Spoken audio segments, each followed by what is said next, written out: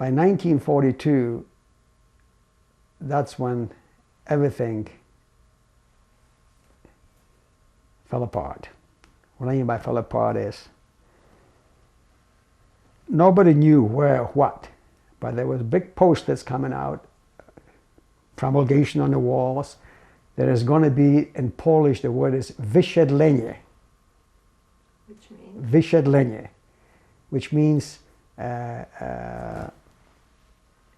resettling? Resettling, a resettlement to the east. And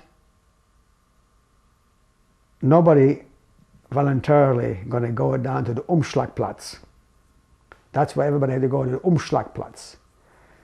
So, and you know, the Nazis, the SS, with the help of the Jewish police, you know, we had the Jüdischen Ordnungsamt, you know, Jewish police, started to apprehend from block to block, from street to street, people, you know, to the Umschlagplatz. They had a quota, 5,000 a day, 6,000 a day.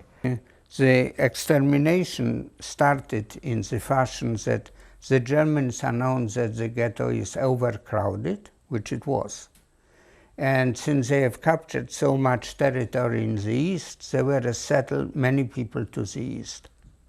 And as encouragement, they offered people bread and a jar of jam to go to the transport.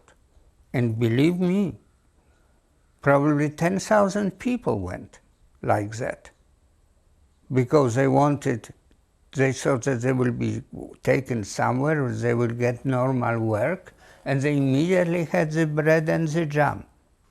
My father and myself, and by that time I had a little sister, 2 years old, who was born in the beginning of 40, from my stepmother. My original mother, as I told you before, my original mother, Schiff, died in 1935. As customary in the Jewish tradition at that time, if a younger sister was available, which in this case it was, my aunt Rachel, my father married my aunt, the younger sister. And this aunt, Rachel, gave birth to a little sister, and I think it was January or February 1940. So by 42, I was 2 years old. During the action of September 42, by pure logistic coincidence, my stepmother, Rachel, and my little sister were taken away. And they directly went to Treblinka. My father and I were in a certain cellar, and we survived that particular action. That was the worst to my family, and that was over. By that time, by the way, but the rest of my family, my grandfather, my aunts and uncles, they were all gone. A lot of people were committing suicide in Warsaw Ghetto at the time because people already knew what was going on. Also, my parents had a friend whose husband ran away from Treblinka.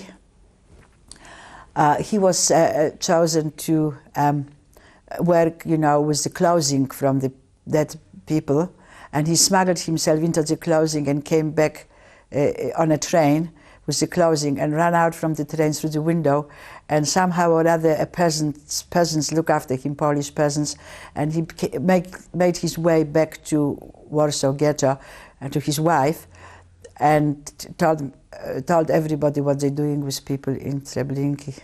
When the people were being resettled, quote unquote, to the east, I once came home for lunch and found my parents beside themselves, unrecognizable, really. And my father said, "We have something to tell you. Actually, we have to tell you two things, because your mother and I have different stories. So let your mother speak first." And my mother just said, took some box and says, Henry, these are poison pills. If you are caught by Germans, take them immediately. The message was, don't believe the Germans. If you can, you have to hide. If you can, you have to escape. You have to run. If you want to try to save your life, because there is no life beyond Treblinka. At that meeting, we started doing the same what the Poles were doing, just telling that the traitors should be killed. And during that meeting, it has been decided to kill Mr. Lakin. And Lakin was a head of the Jewish police at that time. After Sherinsky was taken by, was almost assassinated and taken by the Germans. And Lakin was a small bastard, you can imagine. And then we cornered him. We cornered Lakin. Now, and of course, I put my bullets into him, 1 or 2 bullets into him. Whether my bullets kill him or somebody else's bullets, I don't know.